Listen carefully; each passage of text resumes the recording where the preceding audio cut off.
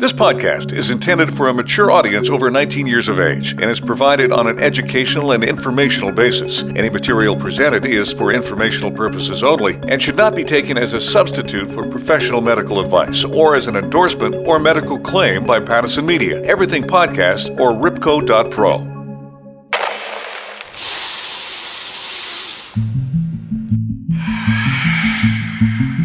Testing labs are all over the place. People are trying to send to 3 labs just to get the highest potency. And ultimately, a lot of us have to play that game. On today's podcast, the THC Wars.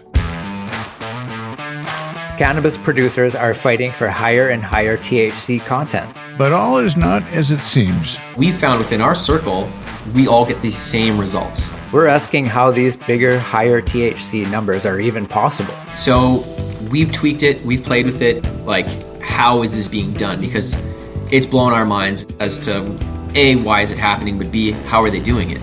I'm talking to a cannabis producer about their side of the THC wars. It was just something that was just exhausting to do, and it didn't make our job fun anymore. And asking, what's the point? Now we're in a place where all of these numbers in front of us, we have to act like we know something about what we want.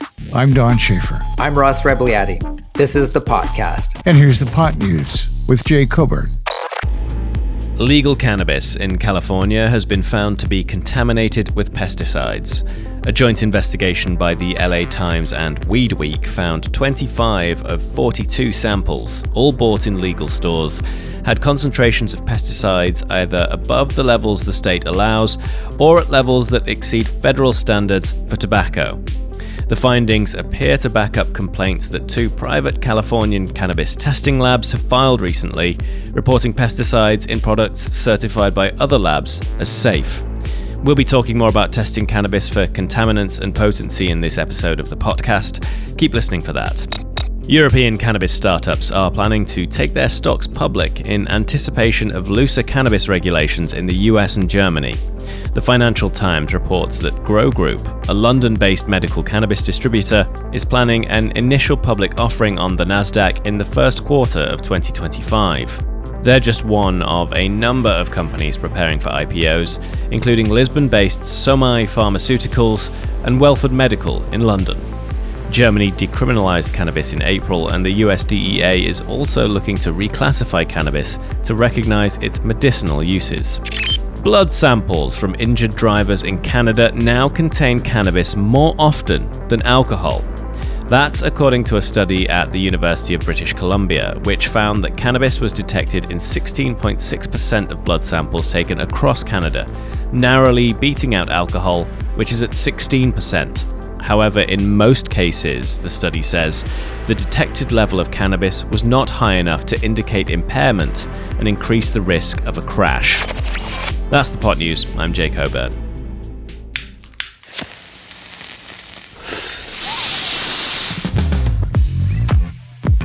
Canada didn't legalize cannabis just so we could get high without worrying about being arrested.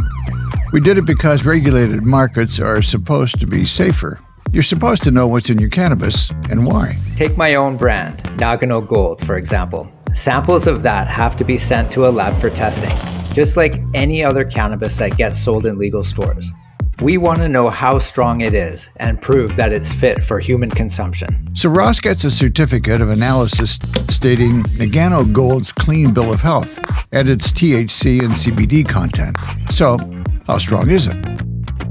You can see that THC and CBD content on the pack of your weed. Pay attention to the part that says total THC. That's the one that represents how much THC is in the cannabis once it's been heated. The higher that number, the stronger the cannabis. You can do the math. 200 milligrams per gram means it's about 20% THC. 300 means 30%, and so on. But if you're a regular consumer like me, you might have noticed something. You might have noticed that number going up. When weed was first legalized, you were more likely to see 200 milligrams per gram, 20%. 30% stuff was rare. But now I see strains marketed at 30% and up all the time. Cannabis getting stronger isn't a new phenomenon. Data from the University of Mississippi shows that weed in the 70s was closer to 2%. A 2020 study found that average THC concentrations increased by 0.29% each year from 1970 to 2017. So growers have been trying to make stronger weed for decades. But we at the Potcast also know something else is going on. We've been talking to people behind the scenes, and most of us are involved in the cannabis industry in one way or another. And something's not right. It's true that weed is getting stronger, but is it really as strong as they say it is? Or are some cannabis producers finding ways to inflate their potency scores? It's tough to be a cannabis producer right now, and with all the marketing regulations, there aren't many ways to distinguish yourself, but potency is one of them. You have to put your THC and CBD content on your label, so you might as well make use of it. Honestly though, it kind of drives me nuts. I just want to produce a decent smoke without getting involved in a THC arms race. It's going to do the job at 20% or at 30%. But testing is so important. We need to know that our weed is safe and how strong it is. So that's why we're covering it on the podcast today. We're going to talk to a lab owner later about the actual process of testing and to get an insider's view of the ever-increasing THC content on labels. My name is Kayla Mann. I am the Chief Financial and Sales Officer at Cake and Caviar. We're a micro producer and processor in the Shuswap of BC, and we work in aquaponics, which is a little bit weird. Kayla Mann works for both Cake and Caviar and their growing facility, Habitat.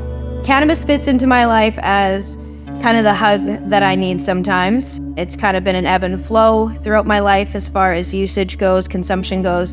The biggest thing that I look to cannabis for is a big hug when I need it. When she worked at a different company, Valens, Kayla was instrumental in setting up their own testing lab. But when you hear how Habitat grows cannabis, you'll understand why this company in particular would care about environmentally friendly, contaminant-free cannabis. We grow organic coho salmon as well as cannabis in the same system. So we've built a technology that allows that symbiotic ecosystem to happen, and we're really just emulating nature to create two super awesome products. That's so cool.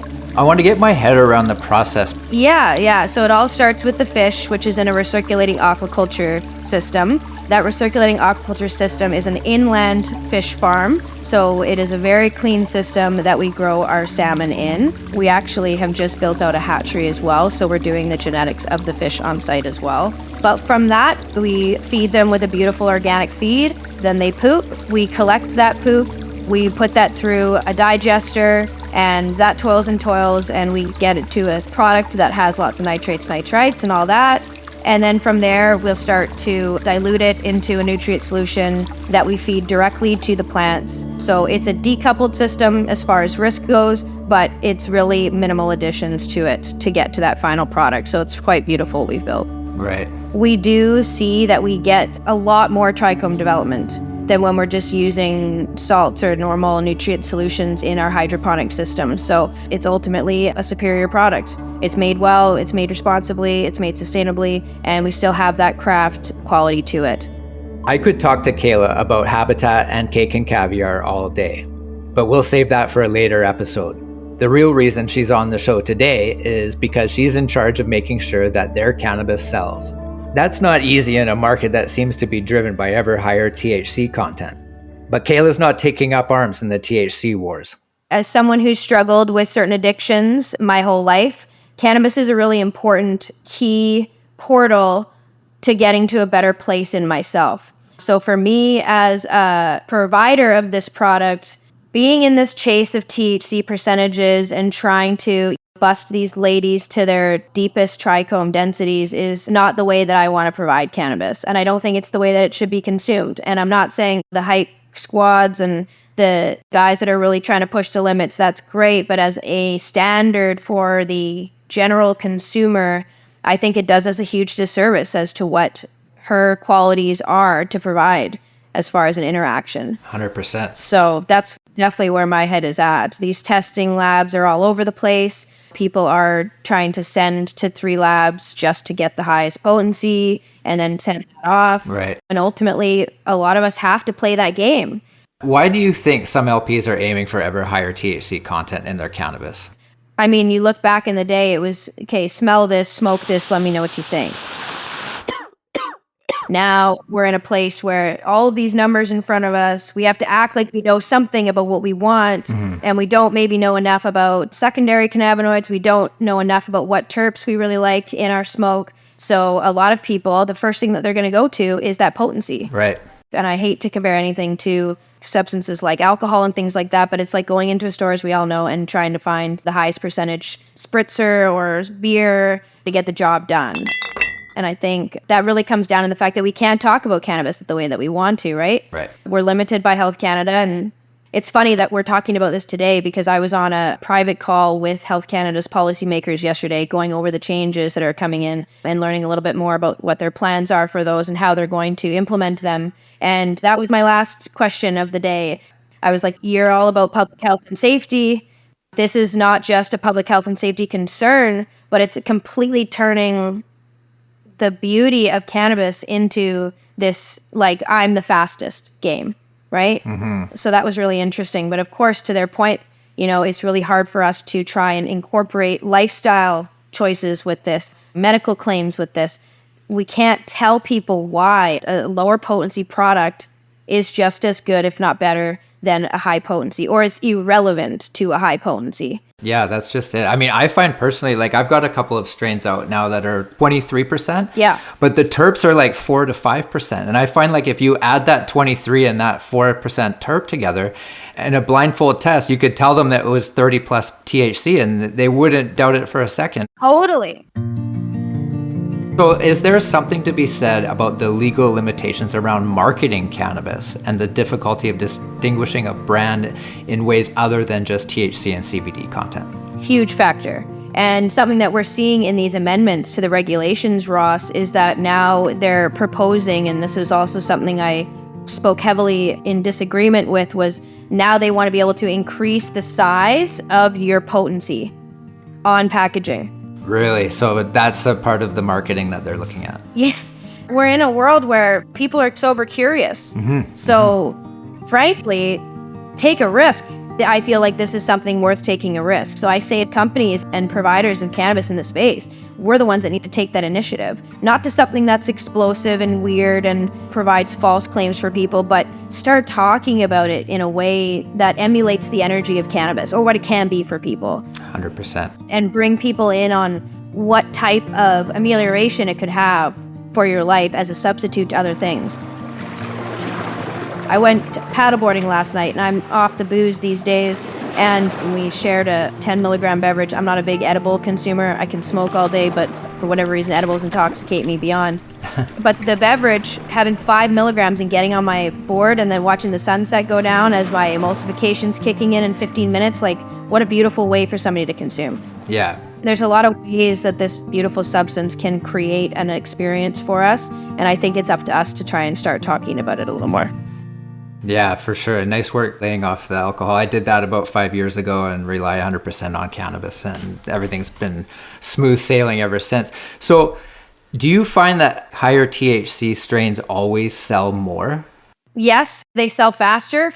Like, as soon as you put the potencies out and the terps, I was more excited about the terps that I put out the other day, but of course, because it went with a 28.9% strain, our Waffle Bites in Ontario, it's flying. Yeah.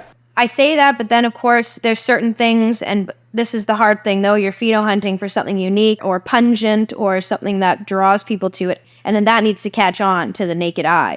And people need to know that, oh wow, you got to try this, it smells great or whatever, and that's our blueberry. Yeah. She's perfectly between 23 and 26, more so on the 23 side. And I luckily haven't had to struggle to try and push that one. But again, I think it's because of that unique and very strong nose on her that people really like. Obviously the effect too, but that's a great one to showcase that, and your strains as well, that this can be the exact experience you're looking for. We don't need to be chugging cannabis to get to where we need to go. No. That's really the opposite of what I want the experience to be for people. And for me, it's not something that I appreciate.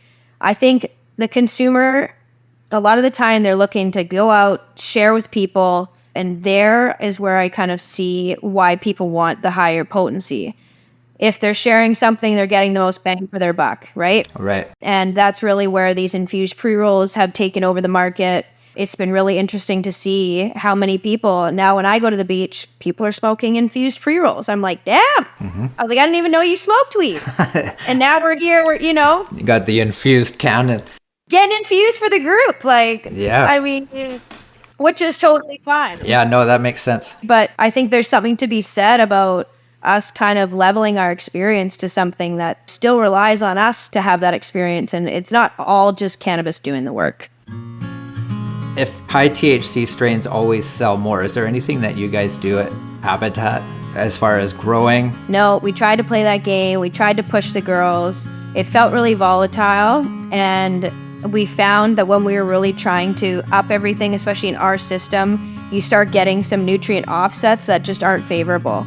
We're in a living system, and the plants are living in water. We all know when things go wrong in water, you've got a fraction of the time frame to fix it before it's a bigger issue with the plants than soil. So for us, we're testing water and leaf samples every week, and we just saw that there was some really heavy offsets happening. And I would have to have my grower come in to talk any further than that. I don't act like I know all of the science behind it, but Sure.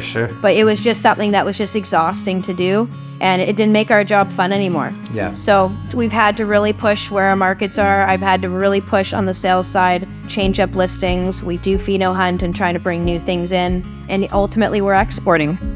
Well, you guys know what you're doing. I mean, you guys can push the threshold of the plant to the point where it's supposed to get to. Yeah. And in my opinion, I think that's where it should stay. Yeah.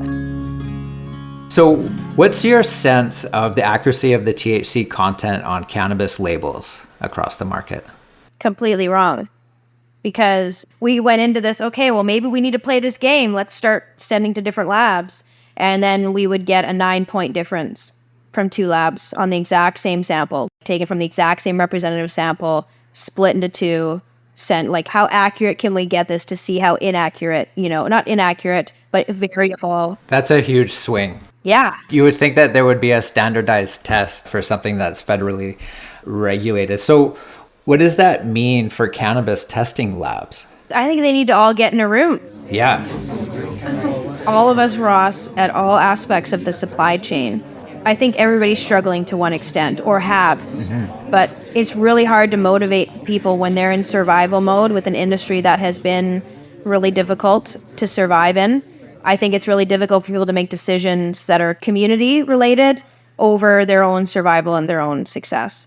We see labs doing what they need to do to survive. Right. So until it becomes a mandate, I think they're going to do what they have to do to be the lab of choice. It's competitive out there. I mean, we're in a competitive industry. There's over 129 lab licenses in Canada. Wow. Where are all these labs? Because we're all using one of 4 or 5. In the flower space, I can't speak for other products. So do you think there's a disconnect between what consumers want and what LPs are producing when it comes to high THC content? I think the consumers don't have a choice but to want what's there. Good point. And then just be really overwhelmed when they get into a store and just see 200 bags of different colors and need to make a decision. So my heart really lies in Health Canada opening up the ability to market and package things differently. We have maybe 5 to 10% of Canadians that actually know cannabis, right? Right. That don't need the better understanding in a store or the background information on things to know what they want. But for the rest of the 90-95%, they need to be taught. They need to be a little shamaned in a little bit. We need to be able to give those experiences to people and not just I wish I could just smoke weed with a ton of people. Right. And know where they were at with smoking and then provide them something that I think would be really cool for them. Low and slow, see how this feels, savor it, taste it, feel it. Yeah. And enjoy it. And then you can actually connect to properties of the plant that will provide you that experience.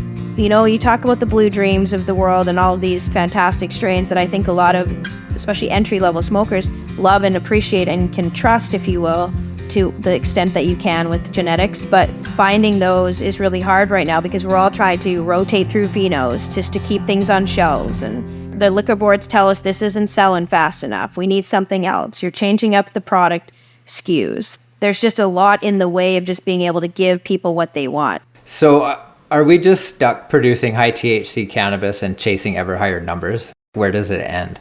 I think we all just have to band together because it's in the benefit of all parties. We don't need to stretch and intoxicate people that don't want to be intoxicated. We can give options and actually sell those at large, right? Like, It's not like you're not selling low THC cannabis. There's a market for all of it, but we really want to make sure that that obviously is not the key indicator on somebody buying pre-roll for that party or that barbecue or that whatever. Like, well, Kayla, I think that those days are coming because Yeah. it's, all about people like you and our community that are banding together right now to make it happen. Thanks for taking the time with us today, Kayla. It's been great.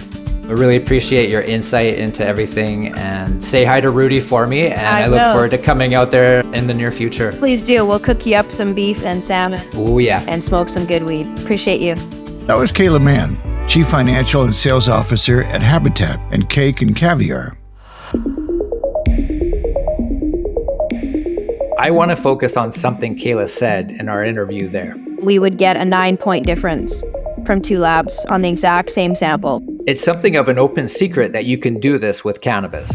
It's called lab shopping. My experience with it is it's a pretty big problem. This is Sean Ripley. He's part of our podcast team. Before all this happened, I was vice president of chemistry at Agate Laboratories, which is Canada's biggest lab. So I've got a long science pedigree and entrepreneurship, and I like cannabis. Sean is also a certified QAP. The quality assurance person does pretty much exactly as the name sounds. The person ensures the quality of cannabis products coming to the consumer are not going to pose a risk to that consumer. So what do we mean by lab shopping? It really is a practice of finding the lab that's going to give you the highest THC number. There's a couple of reasons why you'd want to do that, but that's generally what lab shopping is all about. There's research to back up what Sean thinks too.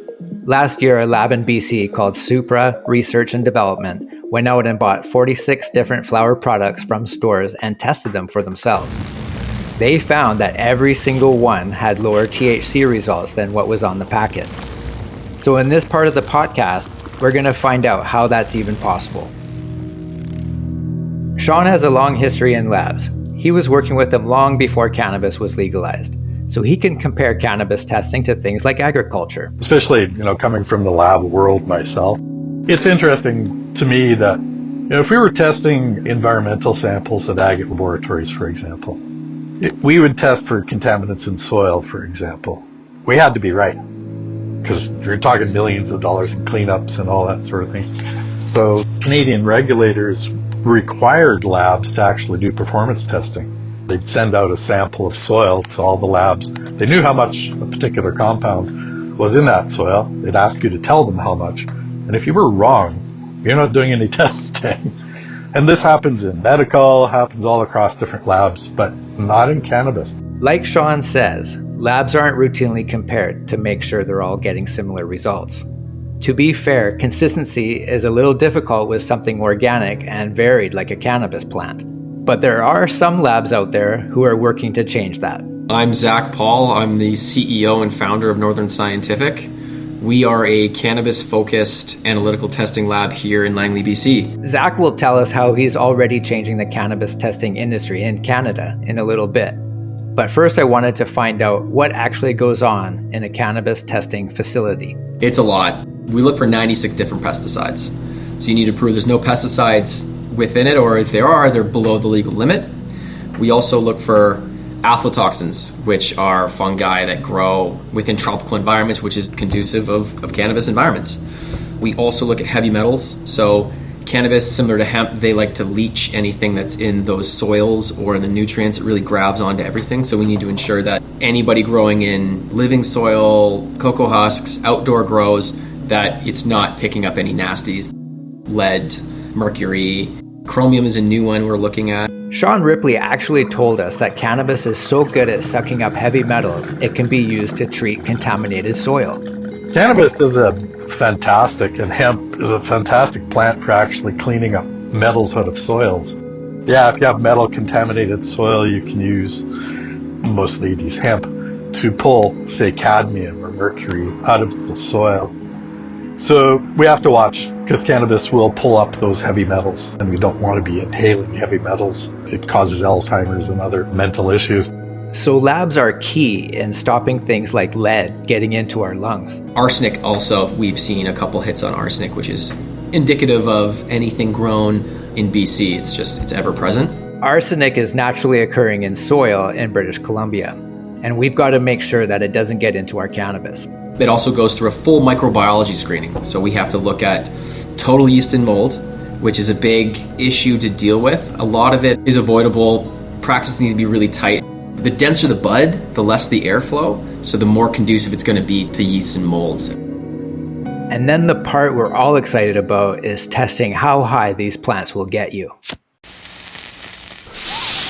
A lot of people don't realize that the flower has THC as THCA usually, which gets converted as you smoke the product. So we have to make sure that we look at total THC so the person knows what they're going to experience. That's the total THC number that appears on packaging that we mentioned before when we spoke to Kayla Mann. So legally, for potency analysis, you need your total THC and you need your total CBD. So you're looking at your THCA, your delta 9. We have an equation that does the conversion because, one is not decarboxylated and one is. So you need to do the math to determine what the total THC is. And that's the bare minimum. We go above and beyond. Some groups test for 15 different cannabinoids, some test for 10, 11 to get your total cannabinoid count. So sometimes you'll see those on social media where a lab might report or advertise, or a group might report or advertise that they have a total cannabinoid of 34%. And they're just taking all those numbers together and they're putting it into one. And then that's the total presence of cannabinoids. Those cannabinoids include things like CBG and CBN, which you might have seen popping up more often in edibles and drinks lately. Those are limited to 10 milligrams of THC per unit in Canada. We're seeing a lot more of that in marketing and communication now because it gets you that bigger number. It's accurate. It's total cannabinoids. This is what we found and what we saw, and there it is. I got to cut in here, Ross. So I'm assuming that means they're not testing every single gram that ends up in the shop. No, in fact, the sample tends to get destroyed by testing, so you definitely don't send in your whole crop. Well, it's the same principles as any scientific experiment. We have a batch or a lot, let's say, from the producer, and a randomized sample, depending on the batch and the lot size, statistically does represent that product itself. One thing that stood out to me as a grower, though, is that different parts of the plant are often different strengths. We've done multiple studies analyzing colas compared to mids, compared to smalls, and consistently you do see a different potency density or a potency percentage. And that's just based on our understanding of plant growth. We've studied those in large batch numbers across multiple labs, and we're seeing statistically higher percentages in those larger, thicker buds than those mid-sized to smaller ones. But that's part of the job of QAPs. So the testing comes from the quality assurance personnel from the client or our partners, and they are highly trained individuals. They're highly experienced. They see the business through two lenses. They see it through an operational lens that, we need to hit X milestones to get these products out on time in order to hit quarterly targets, monthly targets. And they also see it through the quality assurance lens, which is their largest lens. And they include quality assurance procedures throughout the entirety of the process. So doesn't that leave room for a QAP who is maybe a little stressed out at a cannabis company with really tight margins to be selective with their sampling and only send the larger, stronger buds for testing? Well, we asked Zach about that, but he says he hasn't seen that at his lab. We make inferences if we're ever asked, but typically they have their own practices and procedures, and we test the product that we're given. Yeah, of course, people can be selective and people can salt samples and that, but it's pretty obvious when those things happen. We haven't come across any of that in the last 2 years that we've been in operations. But Zach has ideas of how that might happen. You can also salt samples as well. So if you're utilizing a milling machine for your pre-rolls, that mechanical process knocks a lot of the keef out of the plant and those trichome heads, and you can reintegrate that into that milled flour, of course, because you removed it, put it back in. That's a no-brainer. There has been people that occasions where they, sprinkle more of that back into the sample specifically. I'm not saying anybody has done this, but I'm saying it is possible to do it. Or an unusually high potency result could just come down to mistakes in the lab. On the lab side, using expired standards, which is essentially the benchmark. So in your classic testing lineup, when you start your testing process, you'll test a blank to ensure that there's nothing registered. You'll test your standard, which is the baseline we test against, which you buy from a third party. And then you test your blank again to ensure that there is no cross-contamination. And then you doing those internal protocols, you've established it's validated, we're good, we can start today's run. And so if you're using an expired standard, that expired standard will yield a higher end result for those tested samples for whatever reason. You don't need to totally understand the lab procedure Zach described there. The short version is, if a piece of the test is past its expiry date, it can skew the results. The truth is we don't really know how labs end up with different results, but they do. And that opens the door for lab shopping. And that leads to the THC Wars. But Zach and his lab Northern Scientific are working to change that.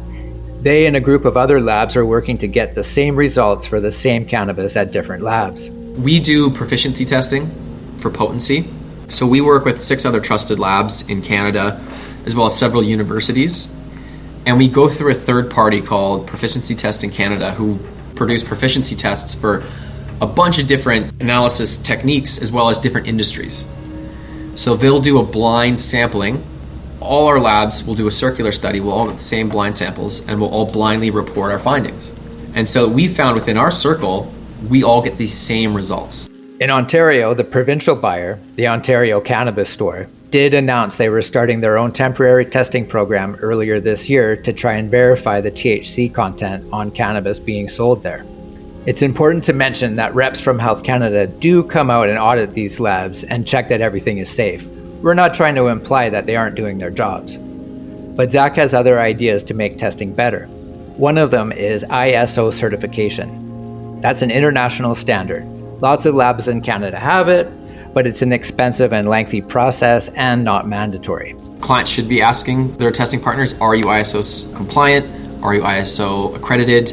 And then to ask the scope of that, because you can have an ISO certification, but for one method type or one service type. We have 9 different service tests that we offer at Northern Scientific. But if we applied for an ISO certification for our heavy metals, for example, our scope just covers that one test that we did. It doesn't cover everything. But we could then advertise that we are ISO accredited. That ISO accreditation exists because we're not the first industry to have to do scientific testing. Far from it. I think we need to draw from other industries on this. There was a big gold mining scandal back in the 80s. It was the Bre-X gold mining scandal where the labs were kind of in cahoots with the big public gold mining companies. The gold mining company was putting in river gold into the mining samples. And as a laboratory, river gold is smooth and not jagged and sharp. It's completely different. It shows up in nuggets in larger concentrations than it does any ored gold. And so they were exposed for salting samples, massive scandal. A lot of these labs that were involved no longer exist today. Personally, I'm not going to play the game. I'm not going to keep trying for ever higher THC, and I'm going to stick with the lab I know is going to give me an accurate potency result. I'm not even a big THC guy. For me, it's all about the terpenes, the juicy, flavorful compounds found in all plants, but especially cannabis. Yeah, I want to get high too, but I'm a daily smoker and I'm even not smoking those 30% THC joints all the time. But I do understand why some producers feel the need to take part in the THC wars, and so does Zach. With the potency game, I don't think there's anybody that's doing it with ill intention. I think it's just an unnecessary game that a lot of groups have to play. And labs are the ones that need to hold that standard. I understand the business incentives from our clients and processors and producers to survive. Like the pressures are so high right now and so many groups are falling by the wayside and people just disregard that completely. And if it's something that is going to take to survive, then you can't really beat somebody up about that. If you're listening and wondering how you're supposed to know what strains to buy when the label might not be accurate, I'd say, first of all, pay attention to the terpene content if it's listed. That'll give you an idea of the flavor, but more than anything, ask the bud tender. They know what they're doing. They are really on the front lines of communicating and educating consumers if that consumer wants to listen or wants to be educated or wants more insight. It's really funny because you wouldn't go to the BCLDB here in British Columbia or the LCBO in Ontario. You don't walk in there and you say, hey, where's your corn grain ethanol? I don't want that high test moonshine. No one does that. Good bud tenders that we've seen here in BC, being in my market, they're highly educated and they want to know more and they love to communicate. And it's communicating an experience or what someone's looking for. And cannabis is so personal. It's so individualized. So you can respond to different terpenes than another person. And that's really where that experience comes into play. And I think that's what buyers need to be more concerned about is those, not even the terpene percentages, but what's present. That THC will give you that psychedelic experience. And the percentage of that will just be how intense and how long that experience will last. Whereas, that lower THC percentage and those higher terpene numbers, it'll be more of a euphoric experience. It can be more of a pain relief experience. We have natural health products that are infused with terpenes because of those reasons. So I think it's just a line of questioning that consumers need to be asking or bud tenders need to be sharing. That was Zach Paul, CEO and founder of Northern Scientific. He was talking to our reporter, Jay Coburn. You also heard from Sean Ripley, founder and CEO of Ripco Processing, certified QAP, and scientific advisor to a whole bunch of cannabis companies. The Potcast is an Everything Podcast production in partnership with Ripco.pro. The opinions expressed in this podcast are not necessarily the views of the podcast team or our partners. This show is intended for a 19-plus audience. Thanks to our host, Ross Rebliati, showrunner Karen Habashi, senior writer Jay Coburn, and sound design by John Massacre. I'm Don Schaefer. Thanks for listening to Potcast, another Everything Podcast production. Visit everythingpodcast.com, a division of Pattison Media. Subscribe wherever you get your podcast.